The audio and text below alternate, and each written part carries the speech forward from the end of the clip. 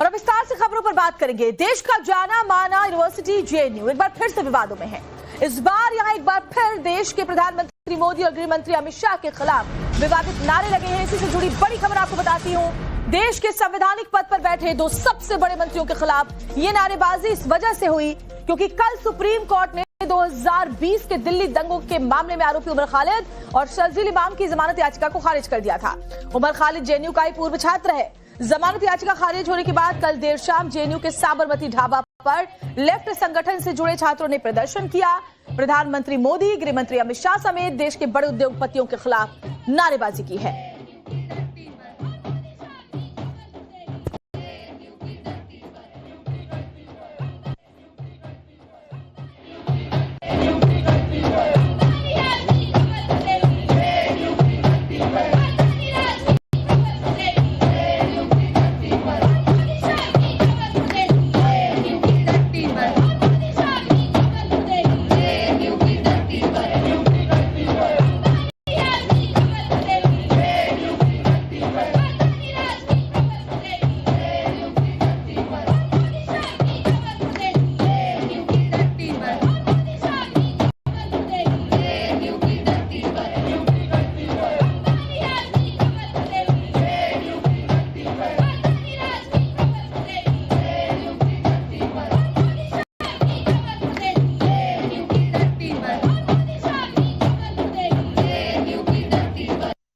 अब Congress left ecosystem के students death के थ्रेट्स देने लगे हैं। मतलब कि वो नारे लगा रहे थे जेएनयू में कि मोदी शाह की कब्र खुदेगी जेएनयू के कैंपस पर। ऐसे नारे हमने कांग्रेस के कार्यक्रम में भी सुने हैं कि मोदी तेरी कब्र खुदेगी। सोचिए कि जिन लोगों पर सुप्रीम कोर्ट ने गंभीर आरोप तय किए हैं, जिनको प्रेमा फेसाई आतंकवाद के लिए जिम्मेदार पाया है, 1 साल तक उनको बेल नहीं मिल सकती, उनको प्राइम आर्किटेक्ट कहा है दिल्ली दंगों का, ऐसे लोगों के बचाव में आते आते आज देश के प्रधानमंत्री और गृह मंत्री को मारने की धमकी दी जा रही है। यह है कांग्रेस लेफ्ट का इकोसिस्टम। मतलब आज सुप्रीम कोर्ट का तो विरोध कर ही रहे हैं, सुप्रीम कोर्ट के फैसले का विरोध कर ही रहे हैं, पर अब देश के प्रधानमंत्री और गृह मंत्री को मारने की बात कर रहे हैं। और वो भी इसलिए क्योंकि उमर खालिद और शर्जील इमाम जो चिकन स्नैक काटना चाहता है उसके बचाव में आना है। दूसरी तरफ जेएनयू के छात्रों की विवादित नारेबाजी के समर्थन में कांग्रेस उतर आई है। कांग्रेस नेता उदित राज का कहना है कि कब्र खुदेगी का कोई सीधा मतलब नहीं निकालना चाहिए, ये सिर्फ नारेबाजी है। इतना ही नहीं, उदित राज सुप्रीम कोर्ट के फैसले को दुर्भाग्यपूर्ण के साथ साथ पक्षपातपूर्ण भी करार दे रहे हैं।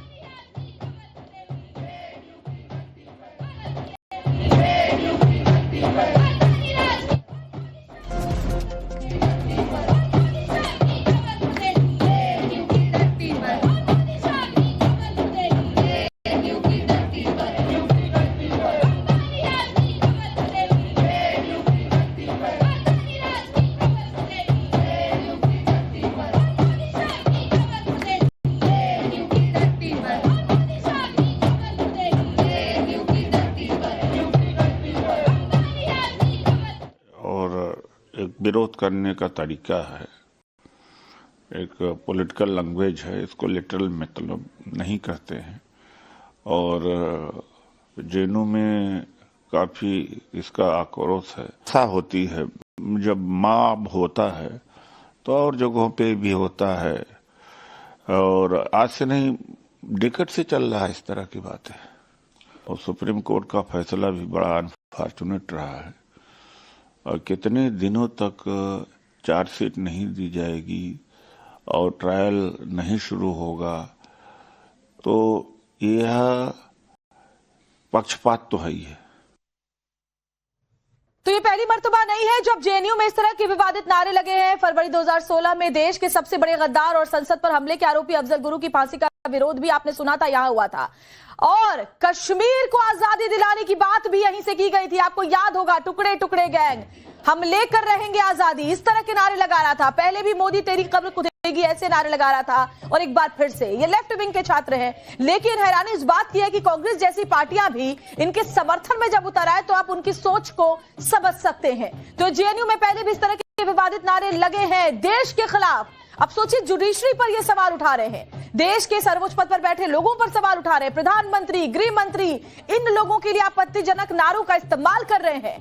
और ये वो लोग हैं जो पढ़ाई के नाम पर यहां आते हैं, सालों साल यहां पढ़ने की बात कहते हैं और यहां से देश विरोधी नारेबाजी करते हैं।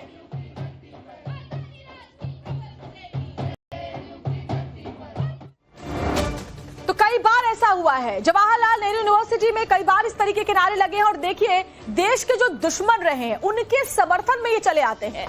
9 फरवरी 2016 को अफजल गुरु की फांसी का विरोध यहां पर किया गया था। आपको याद होगा, अफजल गुरु की फांसी को जुडिशियल किलिंग बताया था। आप जरा सोचिए कि आतंकियों के सजा को ये जुडिशियल किलिंग बताते हैं। जुडिशियल किलिंग, आप समझ रहे हैं इनकी सोच कितनी खराब है। देश के टुकड़े और कश्मीर की आजादी के नारे भी आपको याद होंगे, क्योंकि ये हर देशभक्त के कानों में गूंजते रहते हैं इस तरह के नारे। जब हम लेकर रहेंगे आजादी जैसे नारे यहां पर दिए गए थे। देश के टुकड़े करने की बात यहां कही गई थी, कश्मीर की आजादी की बात यहां कही गई थी। कहां से आजादी, किससे आजादी, किस तरीके की आजादी। उमर खालिद जैसे लोगों पर देखिए गंभीर आरोप है, राष्ट्रद्रोह, भड़काऊ बयान, दंगे फैलाने, इन सब में सक्रिय भूमिका पाई गई है। बावजूद इसके जमानत नहीं मिली, उसके विरोध में प्रधानमंत्री और गृह मंत्री के खिलाफ आपत्तिजनक नारेबाजी की गई है। कैंपस में विवेकानंद की मूर्ति पर विवादित नारे लगे। तो सोचिए इनकी मानसिकता क्या है, देश विरोधी मानसिकता की किस हद तक ये लोग जाते हैं। प्रदर्शन के दौरान अपने देश के विरोध में नारे लिखे गए, उसी देश में जहां ये रहते हैं, जहां पढ़ते हैं, जहां खाते हैं, सब्सिडाइज रेट पर वहां हॉस्टल में खाना खाते हैं, पढ़ाई करते हैं, सालों साल पड़े रहते हैं और उसके बाद इस तरीके की नारेबाजी करते हैं। कैंपस की दीवारों पर जातिवादी नारे इन लोगों ने लिखे हैं। अब हालांकि जो पहले के मुकाबले जो माहौल है जेएनयू का वो काफी बदला, लेकिन अभी भी इस तरह के लोग हैं जो देश विरोधी नारेबाजी कर रहे हैं।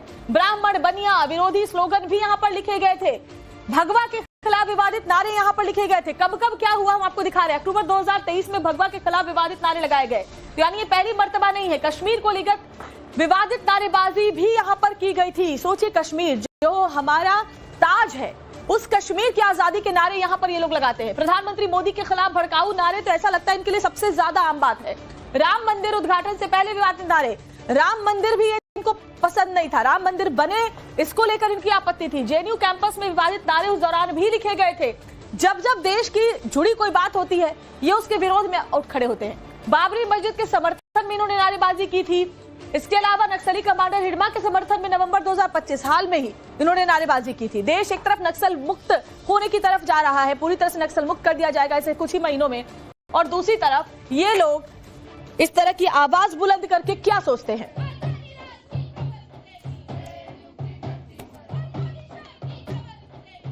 और ये कौन लोग हैं वो आप भी जानते हैं। लेफ्ट विंग के स्टूडेंट हैं जो अपने आप को स्टूडेंट फेडरेशन ऑफ इंडिया यानी एसएफआई के कार्यकर्ता बताते हैं। लेकिन जरा सोचिए, एसएफआई ये जो ढोल बजाए, जो डफली बजा बजा करके ये नारेबाजी करते हैं, आपने पहले भी सुना होगा, इनका एक अंदाज होता है कि इस तरह से गाना गाते हैं, ये डफली बजाते हैं, खुद को लेफ्टिस्ट बताते हैं। लेकिन जरा देखिए, ये देखिए साफ मैं आपको दिखाती हूँ, student federation of India SFI, ये वो लोग हैं जो लेफ्ट की मानसिकता वाले हैं। लेकिन आप किसी भी मानसिकता के रहे, आप क्या देश के विरोध में उतर आएंगे? क्या आप देश के टुकड़े करने की बात करेंगे? और हमारे संवाददाता मोहित ओम ने जेएनयू के दूसरे छात्र नेताओं से भी बात की है, वो भी हम सुन लेते हैं। जेएनयू में विद्यार्थी परिषद के उपाध्यक्ष हमारे साथ हैं मनीष। जिस तरीके से विवादित नारे सामने आए हैं, क्या कहना है? ये विवादित नारे जो हैं एकदम कतई निंदनीय है, इनकी कड़े से कड़े शब्दों में निंदा होनी चाहिए। ऐसे नारे भारत की संप्रभुता और भारत की जो अखंडता है उसके लिए एक बहुत बड़ा खतरा है। और भारत के प्रधानमंत्री और गृह मंत्री के खिलाफ भी नारेबाजी होती है और एबीवीपी आरएसएस की कब्र खोदने की बात कही जाती है। ये वही लोग हैं जो 2016 में उमर खालिद और शर्जील इमाम जो नारे लगाते हैं, अफजल तेरे कातिल जिंदा है हम शर्मिंदा, ऐसे नारे लगते हैं। ये जब भारत का संविधान के तहत सर्वोच्च न्यायालय के द्वारा जब उनको फांसी की सजा दी जाती है, तो ये उस जो कॉन्स्टिट्यूशन के थ्रू वो सजा दी जाती है उसका भी एक तरीके से विरोध करते हैं। कल क्या इन्होंने कोई प्रोटेस्ट ऐलान किया था या अपने आप ये इकट्ठे होते हैं, अचानक इकट्ठे होते हैं और नारेबाजी करने शुरू कर देते हैं? नहीं, ये एक प्रॉपर प्रोटेस्ट कॉल दिया गया था। प्रोटेस्ट कॉल नहीं, ये एक गोरिल्ला ढाबा मार्च का कॉल दिया गया और उसके बाद में उसमें नारेबाजी होती है। उसमें आरएसएस एबीवीपी की कब्र खोदने की बात करते हैं और उसमें प्रधानमंत्री और गृह मंत्री के खिलाफ नारे लगते हैं। आप लोग को शिकायत देने जा रहे हैं इसमें? हाँ, हम इसमें शिकायत देंगे, पुलिस में भी शिकायत देंगे और उसके साथ साथ जेएनयू प्रशासन के पास भी इसकी शिकायत देंगे कि ऐसे जो एक्सट्रीमिस्ट, सेपरेटिस्ट, टेररिस्ट लोगों की भारत या ऐसे कैंपसेस में कोई जगह नहीं होनी चाहिए। और मोहित हमारे संवाददाता हमारे साथ जुड़े हुए। मोहित, ये पहली मर्तबा नहीं है जब जेएनयू में इस तरह के विवादित नारे लगे हैं। आतंकवादियों के साथ ये खड़े हो जाते हैं, देशद्रोहियों के साथ खड़े हो जाते हैं, देश के प्रधानमंत्री, गृह मंत्री और उद्योगपतियों के कब्र खोदने की बात करते हैं। और सबसे ज्यादा हैरानी तब होती है जब कांग्रेस सरीखी पार्टी इनके समर्थन में आकर खड़ी हो जाती है।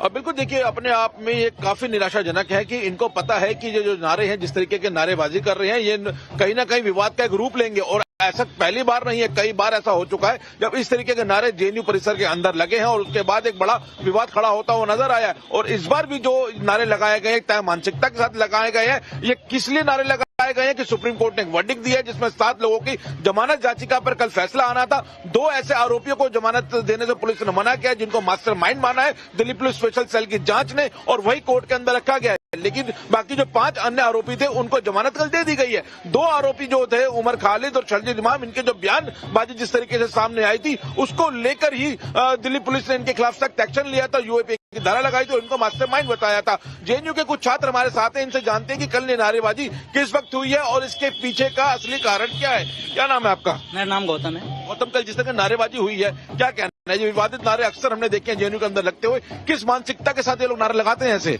सबसे पहले मैं आपके इस माध्यम से बोलना चाहूंगा, एक देश, एक संविधान, और यही है नया भारत की पुकार।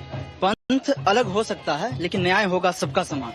कल जो नारेबाजी हुई है जेएनयू एसयू के वामपंथियों के द्वारा, जो जीत के आए हुए हैं, उनके द्वारा प्रोटेस्ट कॉल दिया गया साबरमती ढाबे पे। और वहां पर जाने के बाद ये शर्जील इमाम और उमर खालिद, जिनके ऊपर यूएपीए लगाया गया, एक देश विरोधी तत्वों के खिलाफ जो यूएपीए लगाया गया, उसके सपोर्ट में इन्होंने अपने प्रोटेस्ट को चेंज कर दिया और इन्होंने हमारे प्रधानमंत्री और गृह मंत्री के खिलाफ नारेबाजी शुरू कर दी।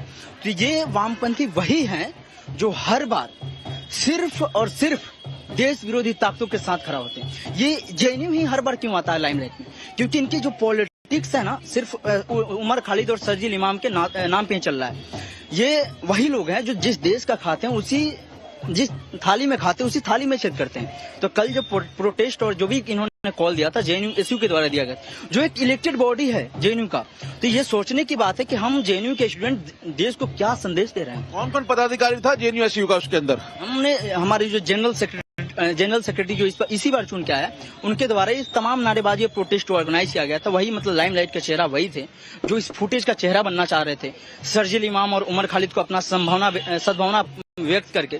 लेकिन जहां तक मुझे लगता है कि कल अभी जेएनयू में स्टूडेंट है नहीं, तो उनके वो कुछ टुकड़े जो लोग हैं उन्हीं के द्वारा इस मोबिलाइज किया गया था। मतलब जब भी ऐसे विवादित बयान सामने आते तो ये कहते हैं कि जो आम छात्र वो यहाँ पे सम्मिलित हुआ था, तो कल के आम छात्र थे या लेफ्ट संगठन के छात्र और जेएनयू से कुछ चुने पदाधिकारी थे? सबसे पहले मैं आपको क्लियर कर दूं, अभी जेएनयू में सेमेस्टर ब्रेक चल रहा है, तो यहाँ पे जनरली छात्र नहीं है। अच्छा, छात्र छुट्टियों पे हैं। छात्र जो कल प्रोटेस्ट ऑर्गेनाइज किया गया था वो जेएनयू एसयू जो चुन के इसको आए, वामपंथी चुन के आए चारों के चारों सीट पे, उनके द्वारा, उन्हीं के कुछ जो लोग हैं उनके द्वारा भी, क्योंकि जेएनयू के नाम पे जो होता है बस उनके नाम क्या पे। कुछ बाहरी स्टूडेंट भी आए थे? जरा इनसे पूछिए, या सारे जेएनयू के स्टूडेंट? जिस तरीके से छात्र जो बता रहे हैं,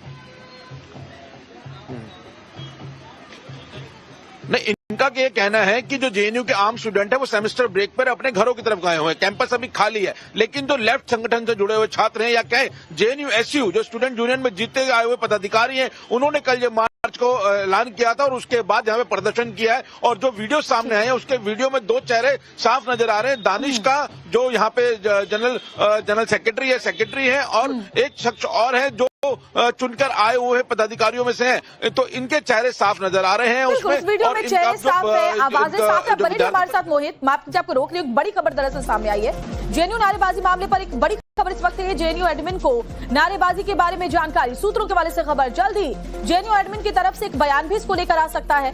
फिलहाल सिक्योरिटी की समीक्षा की जा रही है, क्योंकि देखिए प्रोटेस्ट कॉल किया गया था, लेकिन उस प्रोटेस्ट में जब ये नारेबाजी शुरू हुई तो वो देश विरोध में बदल गई।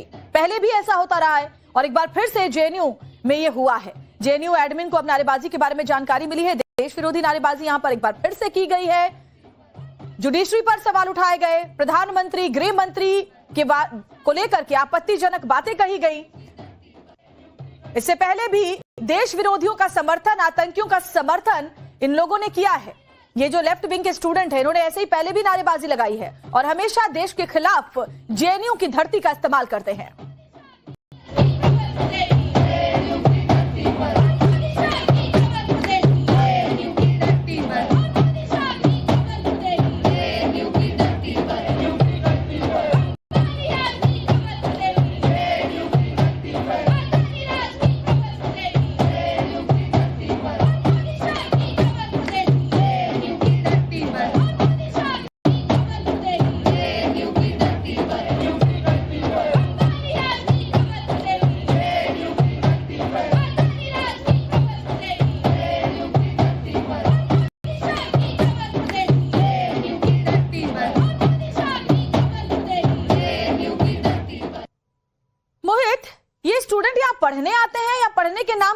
एंटी इंडिया थॉट को यहां पर हवा देने के लिए आते हैं। बार बार इस तरह के देश विरोधी नारे लगाना, देश विरोधियों के समर्थन में खड़े हो जाना, आतंकियों के समर्थन में खड़े हो जाना।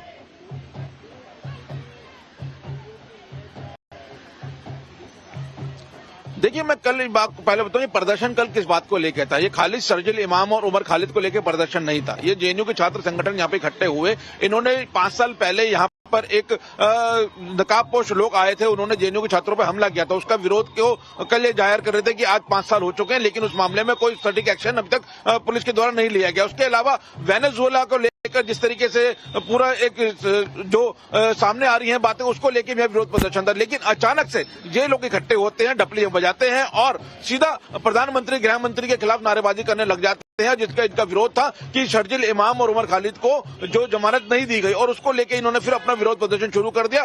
क्योंकि एक तय मानसिकता है, इनको एक लाइमलाइट चाहिए और जानबूझ के इस तरह के विवादित नारे लगाते हैं। गौतम हमारे साथ हैं, जो ये कल इस प्रदर्शन के दौरान वहां पे मौजूद थे और जो बता रहे हैं। गौतम, कल प्रदर्शन खाली शर्जिल इमाम और उमर खालिद को लेकर था या पहले कुछ और सीन बना हुआ था? कल जो साबरमती ढाबे प्रदर्शन किया गया वो पिछले आज से 5 साल पहले जो यहाँ जेएनयू में हमले हुए थे नकाबपोशों के द्वारा, कुछ लोगों का मानना है कि वामपंथी थे, बाकी एक दूसरे पे दोष प्रत्यारोप की बातें चलती रहती है। तो उसको लेके इन्होंने कल प्रोटेस्ट किया।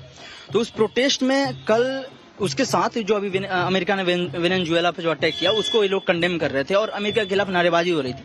अचानक से इनके अंदर का जो लाइमलाइट वाली बुखार है, जो अंदर में कीड़ा काटते रहता, वो कीड़ा इनकी उत्पन्न होती है और ये शर्जिल इमाम और उमर खालिद के नाम पे नारेबाजी शुरू कर देते। ये उस बात को भूल जाते कि उसमें 7 प्रत्यारोपी थे, जिसको 5 को बेल दे दिया गया। ये 2 लार्ज कंस्पिरेसी के मामले में अभी इसको सुप्रीम कोर्ट जो देश की सबसे बड़ी न्यायिक ये वो क्या समझेंगे जो जुडिशियल किलिंग जैसे टर्म का इस्तेमाल करते हैं, इन लोगों की विचारधारा किस कदर देश विरोधी है, ये हम पहले भी देख चुके हैं। बहुत बहुत शुक्रिया मोहित, फिलहाल जानकारी हम तक पहुंचाने के लिए। आगे भी अपडेट्स आपके जरिए लेंगे। For more of such videos, do like, share and subscribe to ET Now Swadesh.